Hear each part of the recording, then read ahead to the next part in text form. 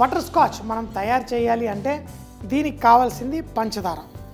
కేవలం పంచదారతోటే మనం క్యారమల్ తయారు చేసుకుంటాం. నీళ్లు కొంతమంది కొంచెం పోస్తారు, అది నీళ్లు కూడా పోయాల్సిన అవసరం ఉండదు.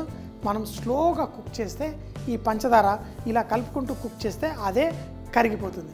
కరిగిపోయి మనకి మంచిగా ఆ క్యారమల్ తయారవుతుంది. ఆ క్యారమల్ తయారైన తర్వాత దీంట్లో మనం జీడిపప్పు అలాగే బాదాం, ఈ జీడిపప్పు బాదాం ఈ రెండింటిని కొంచెం బరకగా పొడి చేసుకొని మనం దీన్ని ఈ క్యారమల్లో వేసుకుంటాం. కానీ దీన్ని కుక్ చేయక్కర్లేదు, ఎందుకంటే ఇది బాగా వేడెక్కిపోతుంది.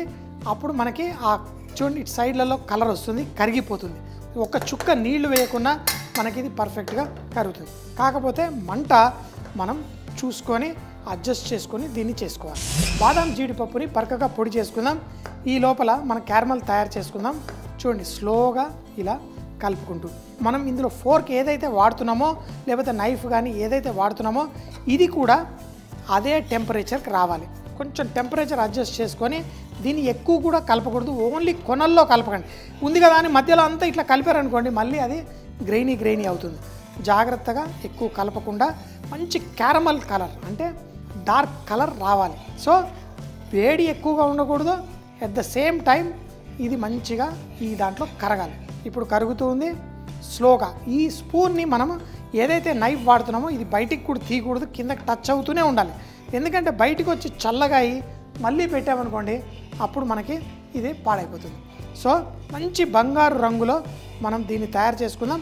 దీన్ని పొయ్యడానికి మనం ఒక బటర్ పేపర్ పెట్టి దానిపైన దీన్ని వేసుకుందాం. మళ్ళీ తీయడానికి ఈజీగా ఉండడం కోసం ఈ కొనలు ఏవైతే రంగు వచ్చేస్తుందో దాన్ని ఈ విధంగా లోపలికి జరుపుకుంటూ స్లోగా చేసుకోవాలి.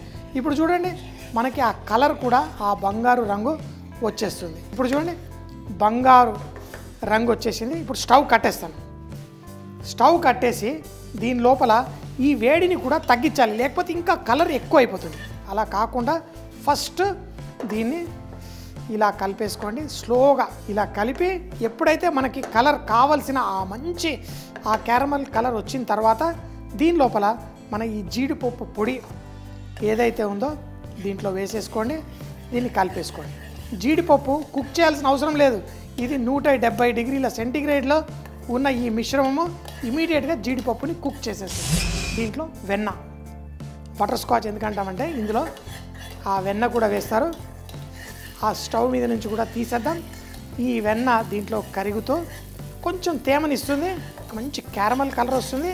ఈ వెన్న వేయగానే ఇంకా ఆ కుక్ అవ్వడం తగ్గిపోతుంది. ఇప్పుడు దీన్ని మనం సెట్ చేయాలి. ఎలా సెట్ చేయాలి? ఇలా బటర్ పేపర్ కింద ఉంది చూసారా, దీని మీదకి ఇలా వేసేయండి.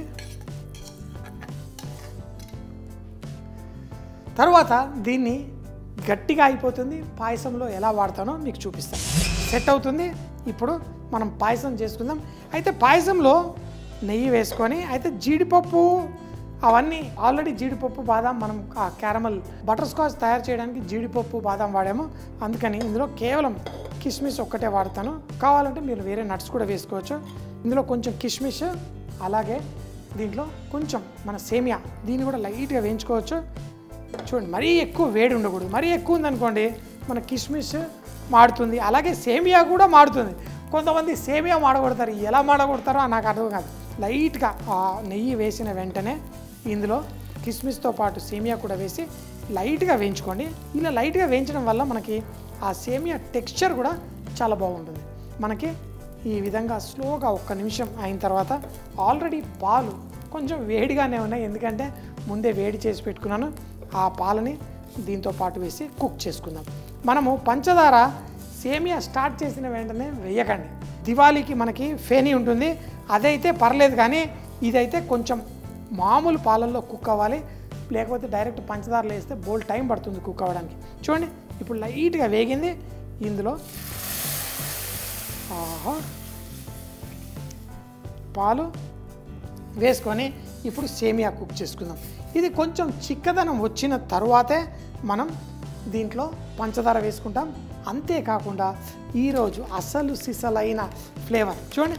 ఇప్పుడు సెట్ అయిపోయిన తర్వాత ఇది చక్కగా చూడండి ఎంత పర్ఫెక్ట్గా గట్టిగా రాయిలా అవుతుంది. కానీ దీంట్లో ఆ చిక్కీ లాంటిదే కాదు, దీంట్లో ఒక మంచి సువాసన వస్తుంది, అంతేకాకుండా ఆ క్రంచీ బయట ఆ నట్స్ అంతా.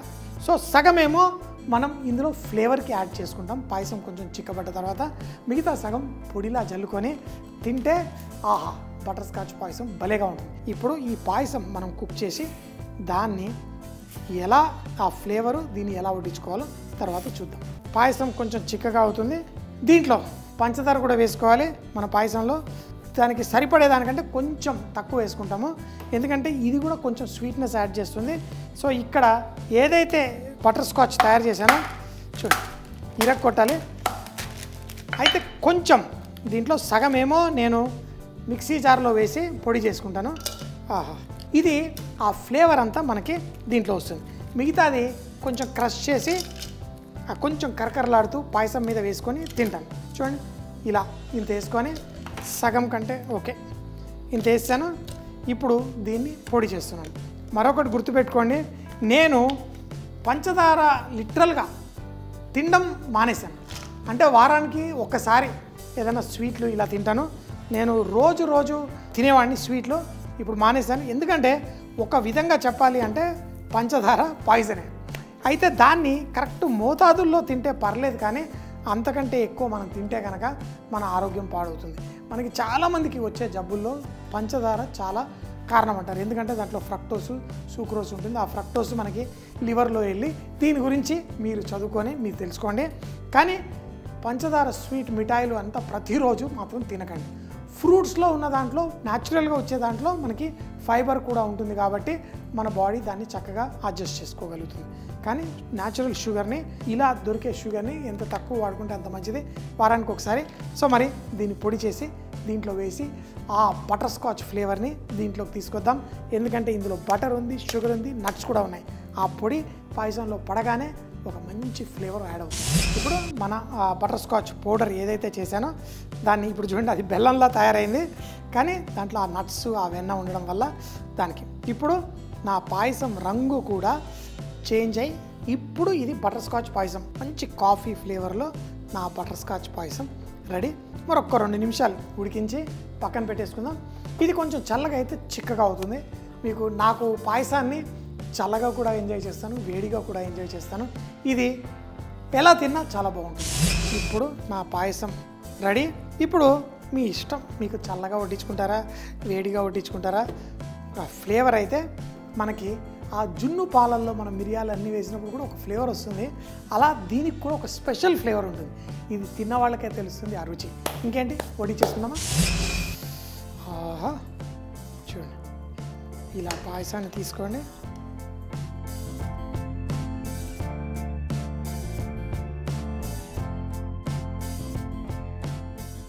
వేడి వేడి పాయసం, దీనిపైన నా బటర్ స్కాచ్ మంత్రం బుస్సు బుస్సు బుస్సా బుస్సో బుస్సా. ఇది మెల్ట్ అవుతూ ఉంటుంది. మెల్ట్ అయినప్పుడు ఆ తేనెలోని కమ్మదనాన్ని ఇంకొక ఆ నట్స్ తోటి, ఆ వెన్నతోటి ఇందులో వచ్చేస్తుంది బటర్ స్కాచ్ పాయసం.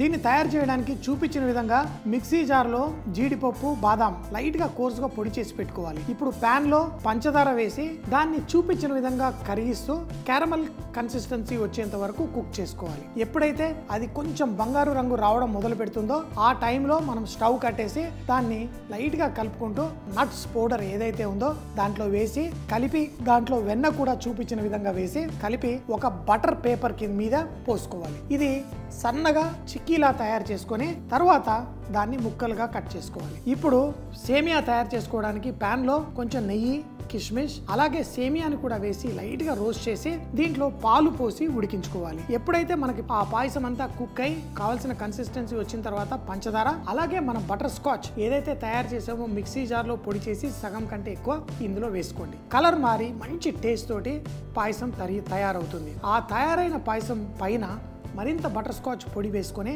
తింటే చాలా చాలా టేస్టీగా ఉంటుంది మన బటర్ స్కాచ్ పాయసం.